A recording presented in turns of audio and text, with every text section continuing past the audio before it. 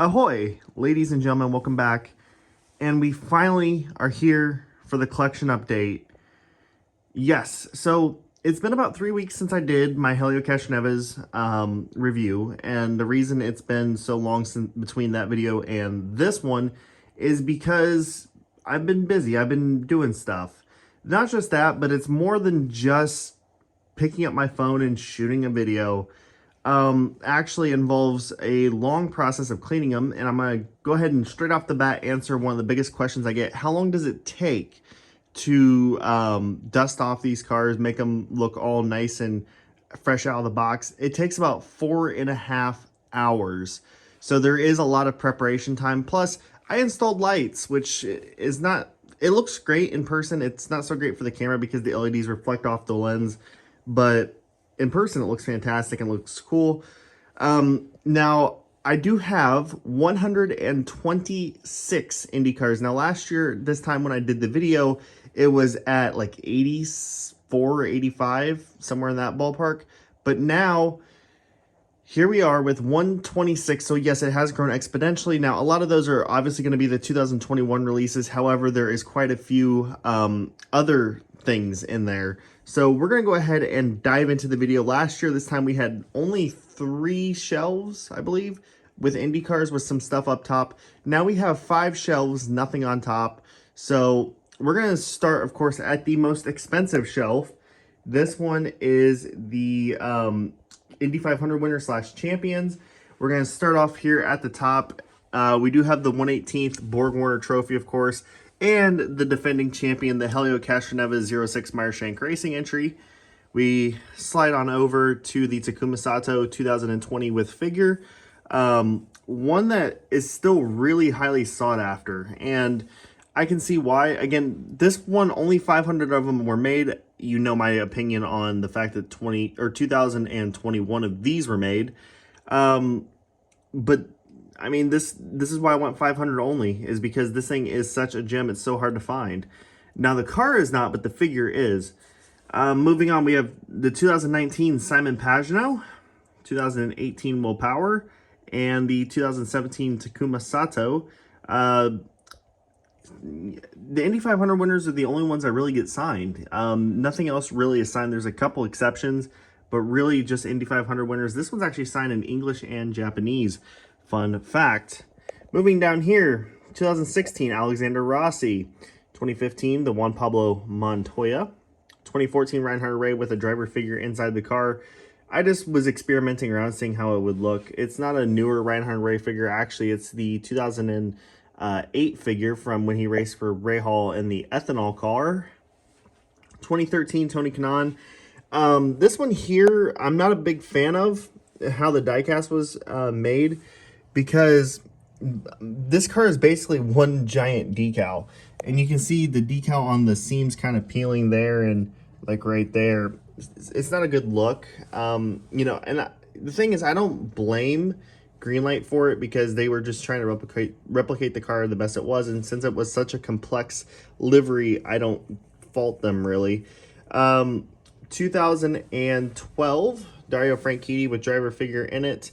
The driver figure is out of actually a 2012 Dario prototype that came with the figure installed from Greenlight. I don't have the prototype anymore, but I did keep the figure. It was one of those really weird ones, because apparently the DW Tools were supposed to have the driver figure. Moving down to the next shelf, we jump into the IR05 era.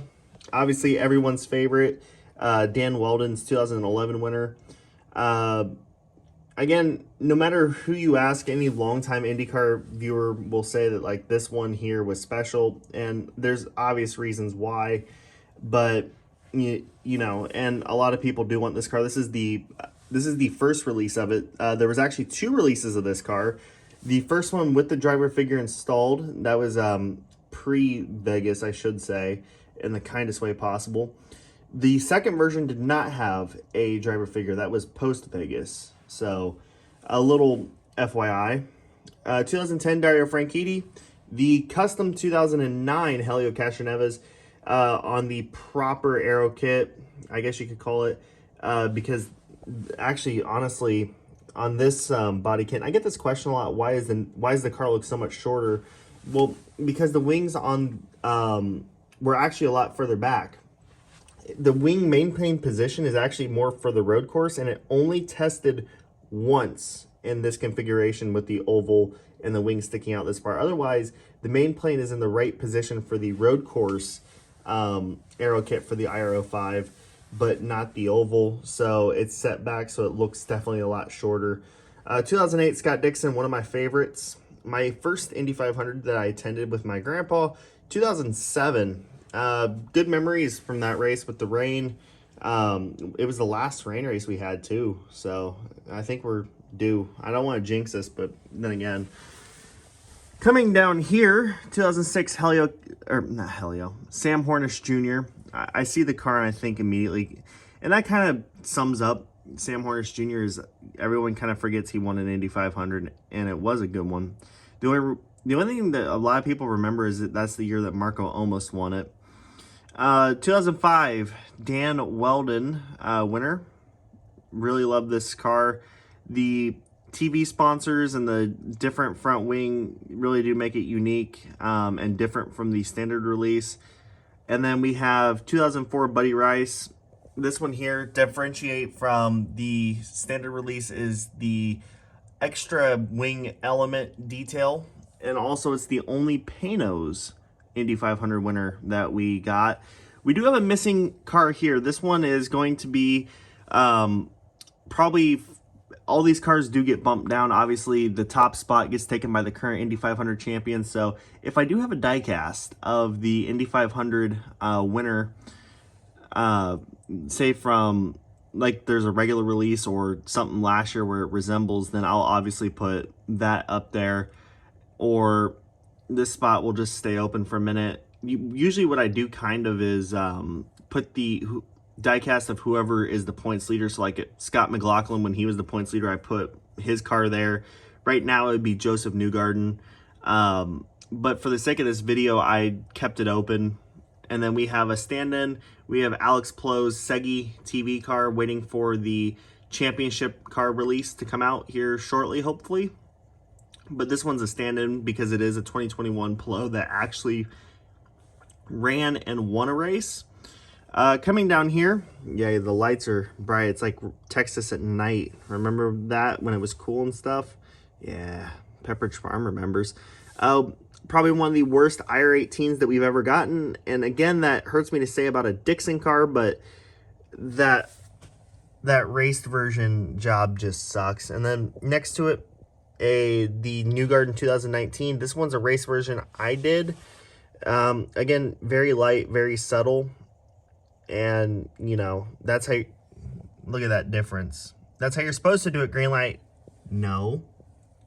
Yes. 2018 Scott Dixon champion. Man, the 2018 Dixon car, it's the same, but it was different and it was weird for whatever reason. I don't know. Just looking back on it, I don't know what it was. One of the most beautiful aero kit era cars, the Hum by Verizon car. Remember Hum? All of you longer term IndyCar fans? Yeah, you couldn't go 15 minutes without a Hum advertisement at the racetracks, now could you? And then we got the 2016 Simon Pagenaud champion. They did release this car as a standard release, but the biggest difference would be that the regular release had the black Hewlett-Packard rear wing. This one has the white, trying to symbolize the road course aero. Obviously, it didn't. And then also the LED panel had the number 1, which the Newgarden didn't, which was surprising. And then also the P1 pull award on the rear wing. Moving over a shelf. This is the all Team Penske shelf. And we're going to go ahead and start here at the top with the almost all Scott McLaughlin shelf as well. So we have the Indy 500 figure edition from last year with the figure sitting on there. This one was the Authentic Collectibles exclusive. Very beautiful car. I do have the certificate of authenticity for it sitting underneath. Did a review on it, you know, and the main push for it and was the figure. And we're getting a figure edition of his first win from Authentic, so I'm looking forward to that. The standard release Scott McLaughlin Shell V-Power Nitro Plus, which never technically ran. Well, it did, but not in race conditions. It ran during the winter test at the Indianapolis Motor Speedway. And then we have his St. Pete first IndyCar start from 2020. Again, another Authentic Collectibles exclusive with the certificate of authenticity signed by Scott McLaughlin sitting underneath it. Really cool that we got the red tires on this one. I mentioned it in the review, and just getting them side by side because they virtually are the same livery. There's a couple smaller sponsorship placement things, but this really gives you the good idea of the road course versus oval aero kits. Next is the PPG car. I do want to get the Authentic Collectibles exclusive PPG car because there are some decaling differences. And if you remember back to my review on this car, I did say that was my biggest complaint about was just how terrible the decaling looks. It was a car with a lot of potential. It didn't live up to it. So, and then we go to number one, the first road course aero kit car that I received last year. That one is the Willpower Verizon 5G car, which this car exists really no longer. Fantastic looking car. The matte black looks great. I really wish they wouldn't have added all the red on the roll hoop as well as the upper pillar of the halo / aero screen, but the matte colors really do look good. Basically, I really wish we would have gotten the 2019 version of that. Coming down here, my favorite diecast from last year, the Snap-on exclusive Joseph Newgarden, which actually ran. Unfortunately, it was never in this configuration. It ran on the road course configuration during the Grand Prix of Indy, and it was a fantastic car. You can actually get these pretty effectively on eBay right now, which is sad in a way, but also good for the collectors that want to get them. There is a new Snap-on exclusive coming soon, so I look forward to getting that. Interestingly enough, it has the Snap-on 100 years logo, which 2020, I believe, was the 100 years, considering it's, I don't know, on that one. Helio Castroneves' 2020 Shell V-Power, or, well, I guess it's a Shell Pennzoil car, I should say. Only Team Penske Helio aero screen car. Very interesting that we have that. Obviously, they were going to make it. 2020 was just a weird year to get this car, but we got it, and I'm glad we did. Kind of goes good with the other Shell Pennzoil cars that we've gotten in the past. Next to it is kind of the basic Verizon Silver Willpower card that ran last year. Or in 2020, excuse me. I mean, it's the silver Verizon car. That's really all I could say. Kind of same thing for the Menards car here. The Menards car, I really wish we would have gotten on a road course kit. I really do, because it looks fantastic, and actually the color under these white LED lights looks amazing. But I would have loved to have gotten the road course car, but we never will. Not unless like Newgarden gets like a couple race sponsorships from Menards or somebody and we get it in diecast form. But I doubt that that's going to happen. They're going to probably just produce the Hitachi car again. Simon Pagenaud's Snap-on exclusive from 2020, the gunmetal gray with, you know, flat red. Fantastic looking car. Unfortunately, it really does get its ass kicked by the Newgarden Snap-on car. You know, I thought this car was absolutely beautiful when it first came out, and it still is, but unfortunately, they just did a better one year later. So, coming down here, I get to sit down, so I'm happy. Coming down here, we have the 2018/19 Team Penske cars. We have a 2018 Joseph Newgarden, again, basic basic silver Verizon scheme. This car really did not run much. Now, the silver Verizon car did run quite a bit. It ran all the ovals, which I guess is not really that much. However, after Indianapolis, which is like the first one, basically it ran Marlboro orange numbers, which was kind of confusing to me because this would be easier to spot against that than the Marlboro orange you would have thought. But it was good to see the Marlboro orange reappear on a Team Penske car. Definitely was kind of fun to see. But we did get a diecast of this car in its basic form with the black numbers, which became synonymous with the Montoya silver Verizon car. But Moving on, next to it, we have Joseph Newgarden's 2019 Hitachi car. It's a Hitachi car. I mean, that's all there is to say about it. There's nothing special, nothing spectacular about it. Next to it is Helio Castroneves' 2019 Shell Pennzoil car. Again, good to have it. I was excited to get this car on the IR18 kit. It is a fantastic looking car overall. It works really well with this aero kit. I think better than the Chevy aero kit that we got in 2016. But I mean, it's just the basic Shelio submarine, you know, nothing really special about it. Again, same thing for these two, the Willpower Silver Verizon and the Pagano Menards. There's nothing really special about them.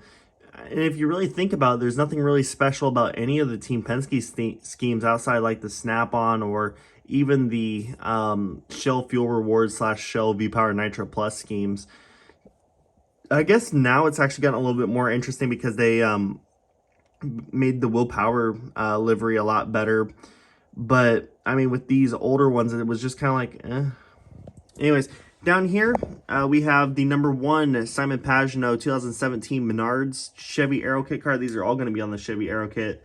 4 of the 5 of them are 2017s. One of them is the 2016, which is obviously the Helio. This car, I remember being very excited when it first came out because this was the first Menards car that we had gotten to that point. Now, I really do wish we would have gotten the 2016 version with the number 22, because obviously 2018 they went to the IR18, so I would have loved to have a number 22 Menards Chevy Aero Kit car, which I'm sure the conversion would be stupid easy, aka just replace the fucking number. And actually, no, wait, this one has black mirrors. The 2016 version had red mirrors as well, so there's a little trivia, I guess. Anyways, next to it, the Joseph Newgarden Silver Verizon car, aka could also be said as Montoya. It's basically the same as 2016 Montoya, just with Newgarden on the headrest. The problem I have with this car is it only ran once at St. Pete. And then after that, we got to see the Hum car pretty much the rest of the season. So this car only ran once with Joseph Newgarden. However, it ran quite a bit more with Montoya. Over here, we have Helio Castroneves' 2016 Shell Pennzoil car. This car was, I don't know why it was such a big deal when it came out, because he just ran this scheme 2 years ago. The problem is whenever they trot out this scheme anymore, they act like it's the, you know, be-all, end-all of throwbacks, but when in reality, they just cart it out every year now.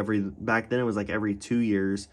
I mean, it looks good. I'm glad I got it. It's kind of very corporate Penske, but, you know, and again, another Silver Verizon car. Nothing else really to say about it. It's a Willpower car. Nothing great. I mean, I loved the car. I loved it when it first came out, but then it faded, and then this car came out, and I loved it, and then it kind of faded, and now it's kind of faded off. Now, one thing I forgot to mention real quick is these cars here annoy me because the suspensions are not chrome on them like they should be. If you look at the Willpower winner from 2018, even the suspension's chrome. So for whatever reason, they didn't do the chrome suspensions. And this wasn't just a 2018 issue. If you remember, these two are 2019s, the rest are 2018s. Why couldn't we have gotten the chrome suspension at least on the 19s? You know, I could live with 1 year without it. Now, luckily for 2020, they went back to the chrome suspensions.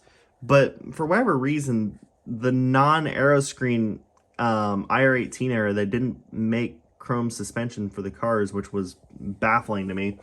The next one, the 22 Montoya Fitzgerald glider kit car. Fantastic livery. I really wish we would have gotten this on the IR18 with Newgarden, like his Texas win. Fantastic looking car. I've always loved the Fitzgerald glider kits livery. Picked this one up at Greenlight at the warehouse a couple years ago because it never was sold at IMS.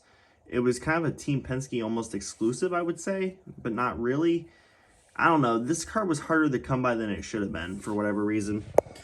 Down here, we have some older Team Penske cars. We have 2 number 6s and 2 number 3s in them. We have a lonely 2018 Joseph Newgarden sitting there, mainly because I don't have a better place to put it, and it's just another Hitachi car, so that's all the attention I'm going to pay to it. But we have 2 2007 Team Penske cars, we have, of course, Castro Neves, and then we have as well Sam Hornish Jr. It's good to have the twins. They look terrible, but I'm okay with having the twins, though. It's just the Penske logo on this car that bothers me. Like the 2008 Briscoe that's next to it is acceptable because it has the right Team Penske. It just doesn't have the chevrons on it. But it's more acceptable than just having the Penske, which had, you know, been kind of the green light corporate standard for the entire time, really, was just throw Penske on the side because no tobacco for whatever reason. But anyways, we have the 2008 Ryan Briscoe number 6. I do want to get the Helio number 3 from 2008 as well. Basically same car, but it has the updated Team Penske logos, which I want, and it'd be great because it would round off this shelf. Or I could reacquire a 2011 Will Power. Next to it, speaking of 2011, we have Helio Castroneves' Shell V-Power car. Fantastic looking car. Fantastic. I love it. I had this car before, as I mentioned in the review. It got a little janked up. And by a little, I mean a lot. And I reacquired that one relatively recently, which I'm glad that I did. So we're already 21 minutes in, and we still have 3 shelves to go. So let's go ahead and move over here to the Andretti Autosport shelf. Up here at the top, we have Colton Herta, 2021. Obviously, this is when they changed kind of their corporate scheme. We have the Colton Herta Gamebridge car. We have the Alexander Rossi. I really wish we would have gotten like a secondary livery for Rossi like we did in 2020. I don't know why we didn't, but it's green light. They're frustrating. We have Mr. Retirement Home himself now. We have Ryan Hunter-Reay. He's been very quiet as of late, hasn't he? Had to get it because it was the worst kept secret at the time that he was not going to be around at Andretti in 2022, and here we are, Romain Grosjean. And then we have both Hinchcliffe cars from last year, the Genesis and the Capstone. The 29 car now is the Andretti Steinbrenner car. Harding is gone, God. I'm trying to be PG, I guess, in this one. The Capstone car looks a lot better. It's just that pale blue-green color that kills it for me. If it would have been like gray or something, it would have been a lot better, but whatever. Can't have everything, I guess, but the Capstone car looks fantastic with the orange and green and white. So moving down, I try to line it up by year, kind of like this year. These are all going to get bumped down. We got Zach Veach's 2020 car. Zach Veach / James Hinchcliffe. And then didn't someone else drive it? I thought someone did.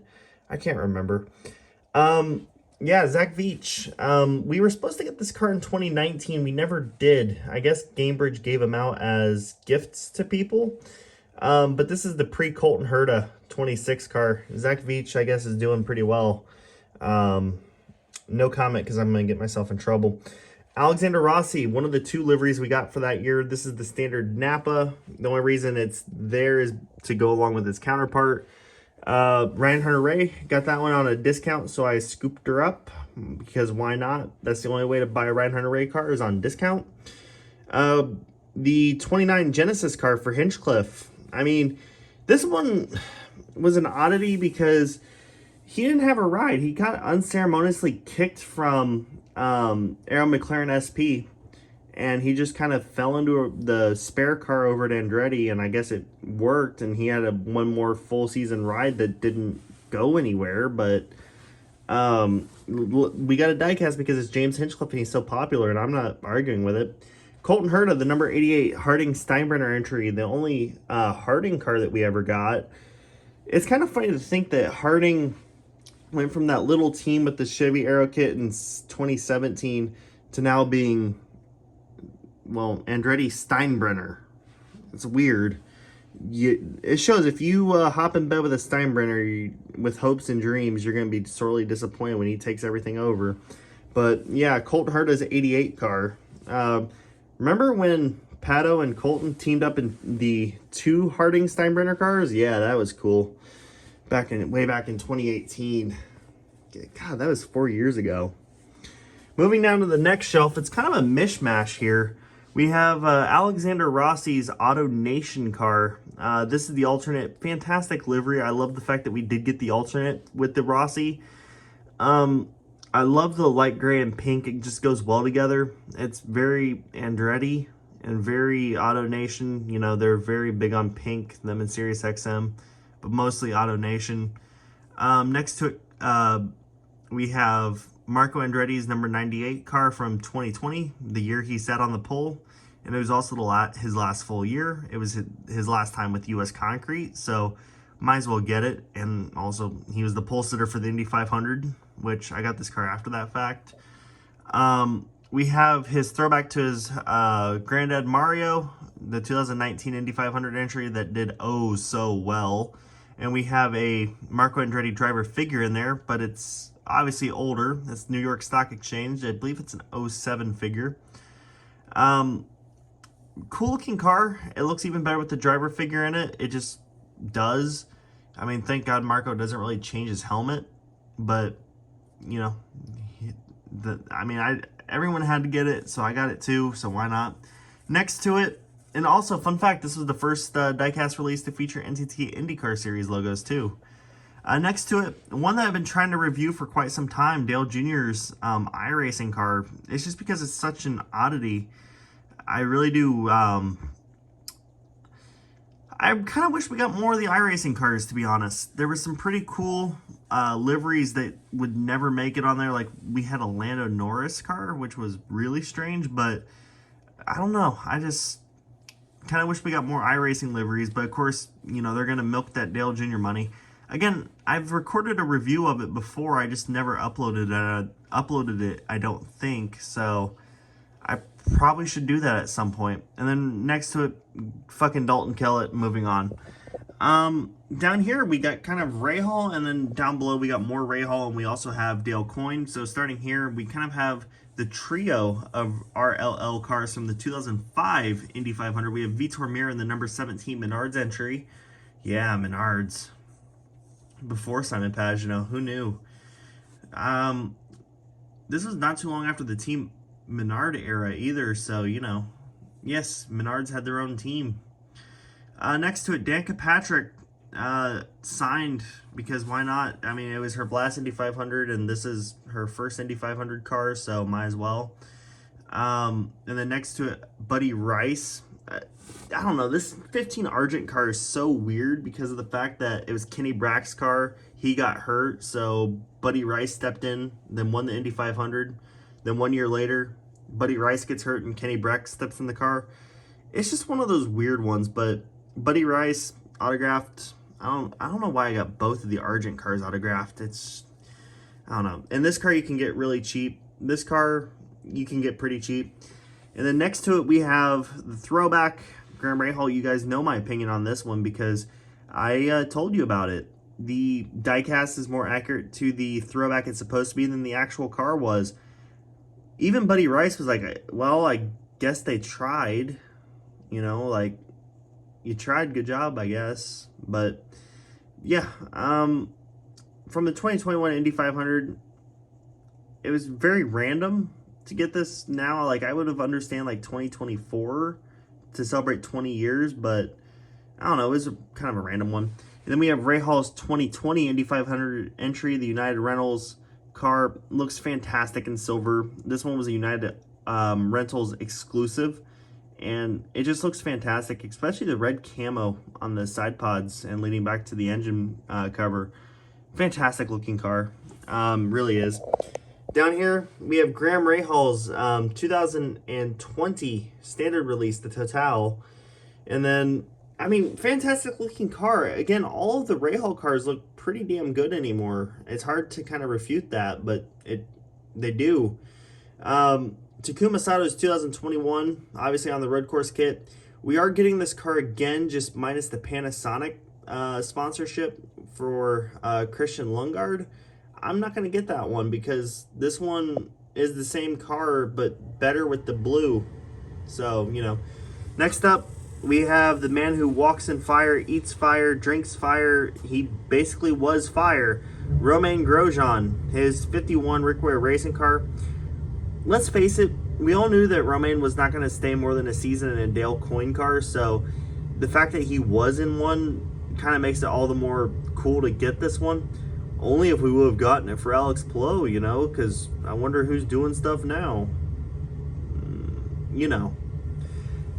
Alright, we're almost finished with this block. We're a whole 30 minutes in already, but we have Santino Ferrucci's 2020 Sealmaster car. It's a shame we don't have the Sealmaster car anymore. It's a shame that Vassar Sullivan split with Coyne, but it kind of was inevitable.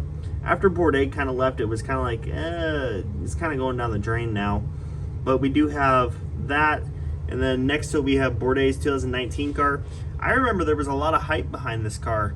The hype was misplaced. This car is low-key terrible, but it looks good nonetheless. I don't know, the fact that we got a Sealmaster car and the fact that we got a 118 Dale Coyne car that actually qualified for the Indy 500, or was, actually, let me rephrase that, was driven by a driver that doesn't suck, was shocking. But here we are. We got 2 Sealmaster cars out of the dealio, so I guess it worked. So that's it for the first 74 cars. There's only 50 to go. So hang in there. Shelf 2 right now. And here we are at shelf number 2. Now, I want to throw in there, just because I can and it's my video and I have a captive audience, that the transition for you was like half of a second. For me, in reality, it's been 3 days. So anyways, let's go ahead with shelf number 2. This is going to be Chip Ganassi Racing, Schmidt Peterson / Aero McLaren, and then Ed Carpenter / Ed Carpenter Racing. So here at the top, we have 2 of my favorites plus a Panos. We have the 2005 Scott Dixon Panos G-Force. And then over here we have the twin set of 2006s. This is Scott Dixon, Dan Weldon. Now, why did I choose 2006 to get the duo? Because it looks better to me. I mean, the white airboxes, I should say, and then the white tops of the side pods do look fantastic, and I love the 2006 cars. Actually, any twin Target cars look amazing. Over here, 2016 Scott Dixon, the Bolt car. Very, very hard to get anymore. Very popular car. You know, and it's funny because this car actually went on the discount side of things in 2016. So I remember it being at the end of year sale, which I picked it up then. And now it's kind of hard to believe that this car is so highly sought after like it is. It was the final Target car as well. Over here we have the 2018 PNC Bank prototype. This is a one-of-a-kind. Now, yes, we did get the PNC car obviously in 2018, but this was the original prototype from Greenlight, and I was the first owner of a PNC Bank Indycar diecast. Right next to it, it's 2019 counterpart.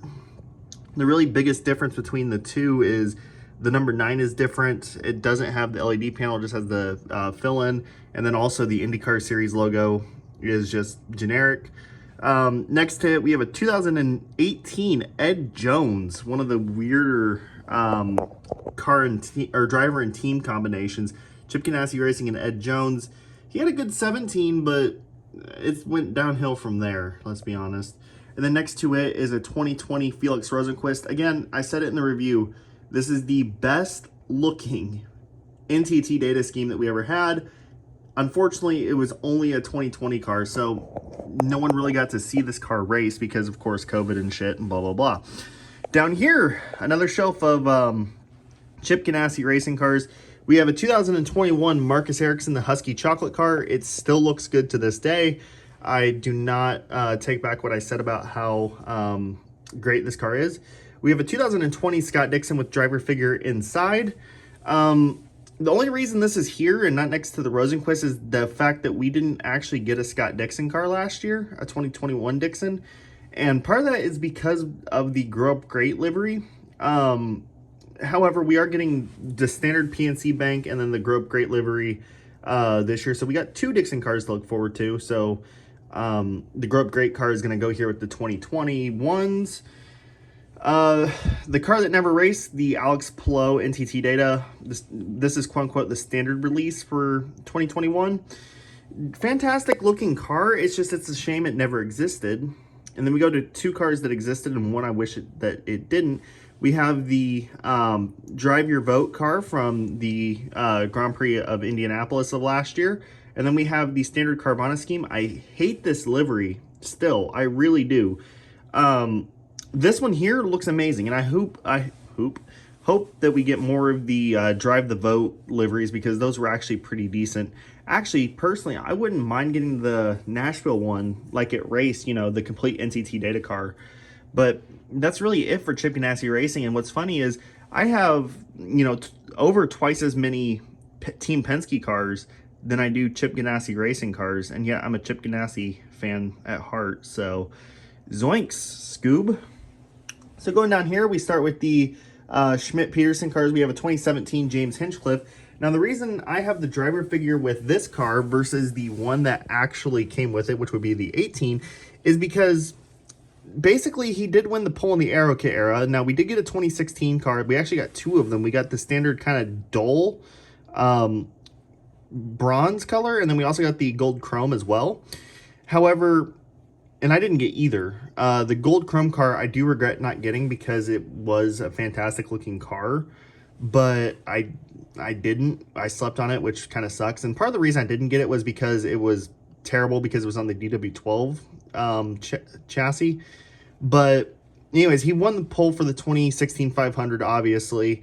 And, you know, I kind of want to recreate it, because that's what pose the figure is in, is when he's holding the flag for the front row pictures. And I mean, it's a 17 car, but I mean, it's close enough and it works. And then we have the two 2018 Schmidt Peterson cars, James Hinchcliffe and then Robert Wickens. The one thing that's always bothered me about the Hinchcliffe cars, you can see the decal on the nose, and that's always bothered me about this one. Now, it was probably one of the best cars when it came out, because it's got more of a richer gold chrome to it, and it does look better. You know, it's more chromy, more beautiful, actually, in my opinion. But unfortunately, that nose decal kind of kills it for me. However, the Robert Wickens didn't have that issue for whatever reason. I don't know why, but it didn't. So yeah, but fantastic to have the set. Now, this is the first release of the Robert Wickens car. The easiest way, actually, take a step back real quick. The way you can tell the two releases apart is the first edition has Flexbox on the front wing. The second edition does not. The second edition is actually more accurate to the Indy 500, which this car is based off of, versus what we got in the first release, because it was kind of a mishmash between St. Pete and the Indy 500. But either way, fantastic looking car. Both of them fantastic looking. The chrome liveries look great. Then we moved to 2019, where the chrome liveries disappeared. This is the kind of forgotten about James Hinchcliffe car, that his last year with Schmidt Peterson, when it was Aero Schmidt Peterson. All matte. The chrome looks, or the gold looks good. It's a metallic gold, and it kind of accents the number 5 more, and then also the black. Now, I really wish we would have gotten the Marcus Ericsson car as well, but we didn't. Now, we did get a second car, obviously, the Jack Harvey car. Man, no matter how long it took me to dust these, there will always be those little spots that I missed. But we did get two Schmidt Peterson cars that year. Technically, we got the Hinchcliffe and the Harvey. The Harvey looks great. It's not in a matte color, which kind of separates it from its sister here, but oh well, it looks fantastic nonetheless. It's one of my favorite releases of 2019, honestly, and the fact that it has the actual NTT IndyCar Series logos on it. Again, it was a later release, so it has the AFP, you know, good looking car overall. Down here, we moved to the McLaren era. We got two Pato Award cars, his 2020 and his 2021 entry, and then we got Felix Rosenquist's 2021 as well. Not much to say about these. They're good looking cars. I really do wish that this one was accurate. I mean, I understand the reasons, but we need to, you know, advertise tobacco like the cars do. It'd be nice, wouldn't it? But no, the Pato 2020 car looks good. It's just, I don't know. For some reason, I do like the 2021 a little bit more for whatever reason. I guess it's just kind of grown on me. You know, it's one of those liveries that looks really out of place and you don't really remember it being like that, but it was one of those ordealios. But the post James Hinchcliffe number 5 car, ladies and gentlemen. Moving over here, we got a couple older ones. We have Ed Carpenter in his Cheever Red Bull Racing entry. I believe this is a 2004 release. Very odd one, you know, back when Red Bull was in IndyCar and right when they were kind of kickstarting their Formula One stuff.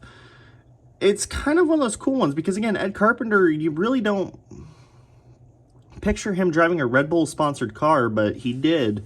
So there's that. And then we also have a 2007 Vision Racing number 20, kind of where it all began. I do remember the Vision Racing cars. They were Vision Racing cars. That's about all I can say there. But this is the Hitachi Power Tools. Looks good. You know, and we didn't get many Vision Racing cars back then. So, you know, it's one of those cool little add-ons. Plus, he wasn't sponsored by Menards. He was sponsored by Lowe's back then. How about that? And also, Hitachi on something that's not Team Penske. Down here, an Ed Carpenter 2012 Fuzzy's Vodka card. It's really weird that I have this one in my collection, but it was given to me for free by somebody. You know, it's kind of one of those weird moments where someone was like, hey, I have this Ed Carpenter car that I don't really want. Do you want it? I'm like, sure, why not? It looks out of place because it is. I don't have many DW12s, and there's a reason behind that because I think it was probably the worst looking Indy car that we've had in a very long time. Anyways, we have the 2020 US Space Force number 20. Fantastic looking car. It's aged really well. It's still got the reverse Pontiac logo as the Space Force logo. Good going US government, but I guess it was available. So, you know, fantastic looking car. And then the finalist for actually, I think this was what we rated as the best looking car of last year, the U.S. Air Force number 20 Connor Daly. It's really out of place because it's a road course ECR car, because you really typically, you know, view ECR cars on the oval or super speedway kits, but it's there. And then here was another kind of odd one, Renus VK's 2020 car. It was really weird that we got a VK car. Again, this was the first number 21 that we had gotten since Newgarden back in 2016, the preferred freezer services car. Again, glad we're getting ECR stuff again, and we've actually gotten more ECR stuff in the last 2 years than we have in quite some time. But, you know, it was kind of an odd one. Another odd one, of course, is the Bitcoin car. You know, it was a cool one-off scheme. I'm glad that they did it. Obviously, they have a different sponsor with a different crypto sponsor now, which kind of makes this car even cooler. But the fact that there's a Bitcoin car out there is amazing, and, you know, crypto and all that other fun stuff. But yeah, so there's another 25 in the books. We managed to knock it out in about 10 minutes or so. So we're going to go to the final 23, I believe it is. So stay tuned for 1 second. All right, here we go. We're in the final batch. We're in the home stretch here. And let's go ahead and start with what I call the bandwagon shelf. So up here we have two 2017 Fernando Alonso cars. One of them is new, one of them is a raced version. I used to have little plumes of smoke coming out of the exhaust, but whatever. Now these are both customized in a bit. They have the proper LED panels and proper alcohol sponsors like Shandon and all that stuff on them. So there is a little bit of upgrade done to that. One of them has an Oyo Fernando in the car. And then one of them was a Fernando figure edition, which we got from Greenlight directly. There was like 510 of them produced. I don't know how many are still out on the market or even what they're going for, because I have the figure edition. I don't care what they go for, and it's not leaving the collection. This one here is signed by Fernando directly.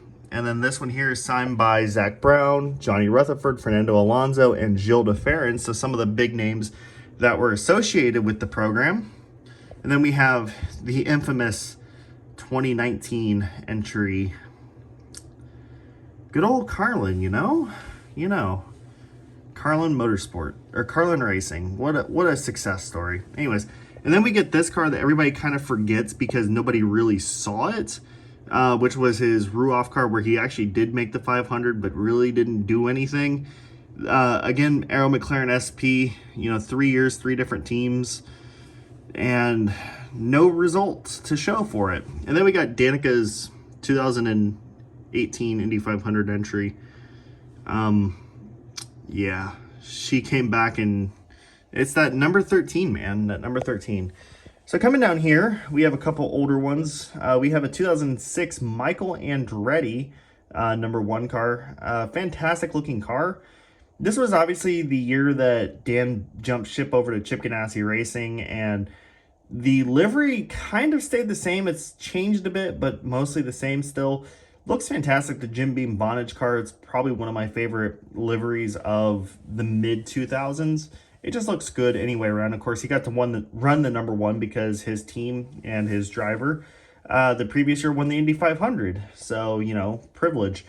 Next to it is a signed 2004 Dan Weldon car, another classic Dan Weldon livery that everybody likes to remember.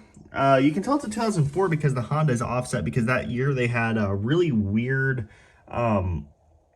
airbox for the first couple of races that was meant to kind of kill the power of the cars a little bit. It just looked god ugly.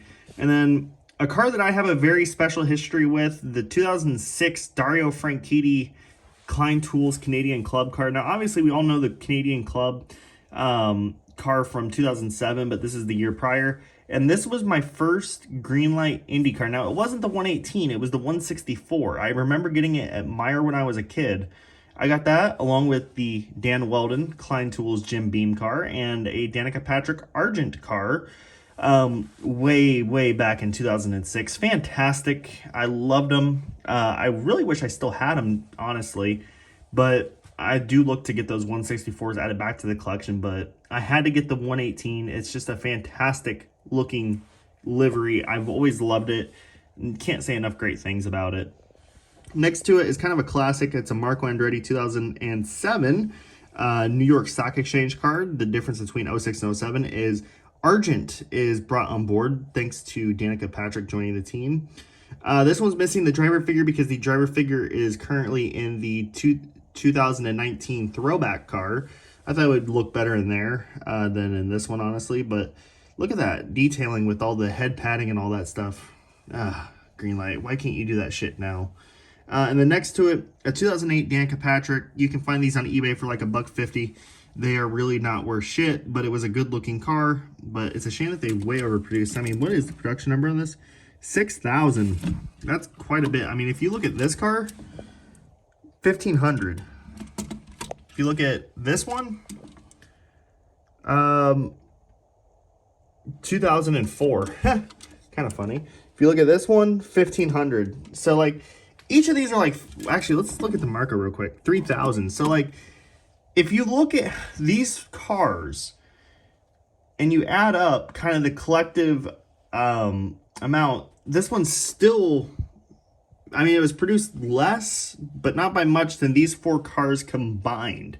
So this car here is a dime a dozen. It's not worth jack shit, so don't ever fall for it, blah, blah, blah.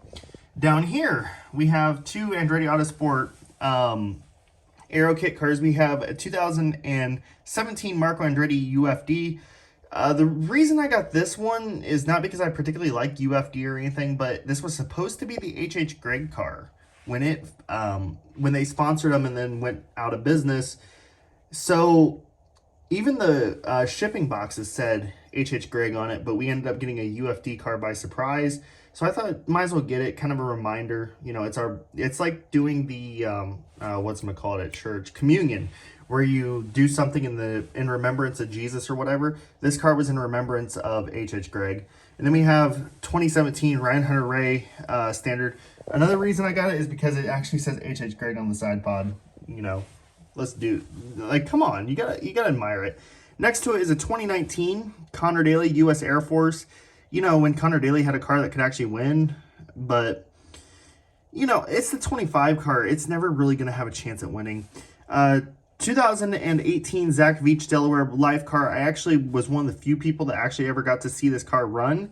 It ran at the Grand Prix of Indianapolis, and that was before Relay came on board and really stayed aboard the rest of the season.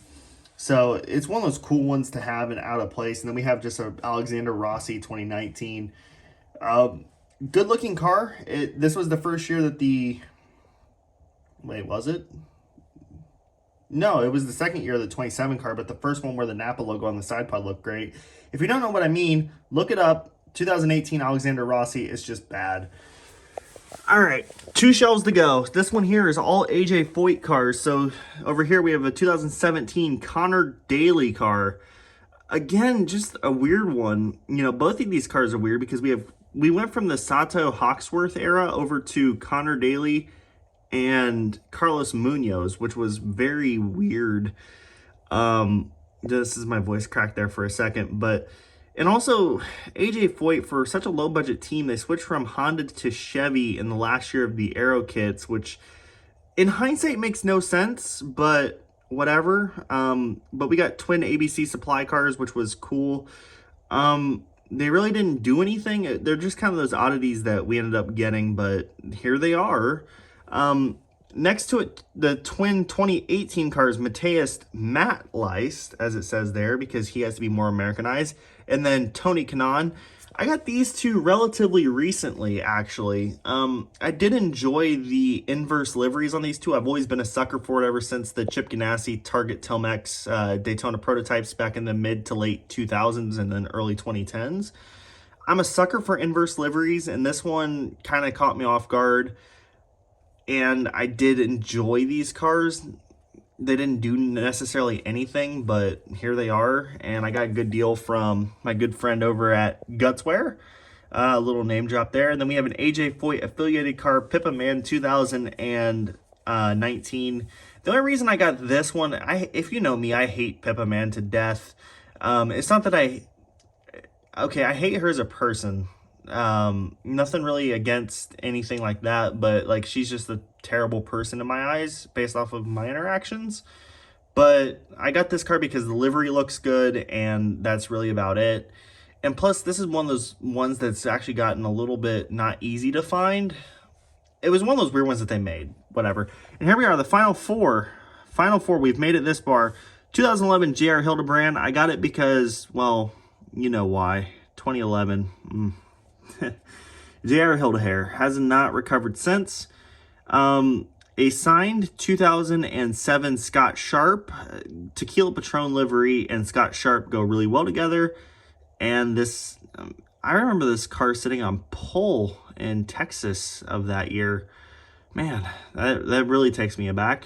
But fantastic looking car, and plus it was really the start of a very long partnership between Scott Sharp and Tequila Patron that would last up until 2018, so 11 years. And then we got Ryan Hunter-Reay's 2008 rookie car. The figure from this one is in the 14 Indy 500 winner. And then finally, we have Catherine Legg's 2012 promo car, or not promo car, prototype. There we go, prototype, sorry. The way you can tell this one is different from the regular car is because the mirrors and front wing end plates are purple instead of pink. And then also the silver on it is just bare die cast. It's the only Lotus I have in my collection, and it's one of the few Lotuses that were ever produced. So it's one of those oddities and one of those rarities that you come across. Not to mention it is a freaking prototype, and it's just bare die cast. So that one's in the collection, and the QR codes do go to Greenlight's website. So yeah, an oddity. And then we have space for expansion of one more. I just realized there's some trash here. Oh, it's a Chick-fil-A wrapper. Very nice. But anyways, so yeah, we do have one open space left to go. So yeah, that was it for 2021's collection update. Obviously, I'm gonna have to get more shelves. Obviously, there's more to do. But that's it for this year. I'm psyched for how the collection is going to look in one more year from now, aren't you? But that's really it for this video, guys. Thank you so much for watching. I'm going to take a little bit of a sabbatical here from making videos until there's some new stuff coming out and all that fun stuff. But that was it for this video, guys. Thank you so much for watching, and as always, peace out. See you later.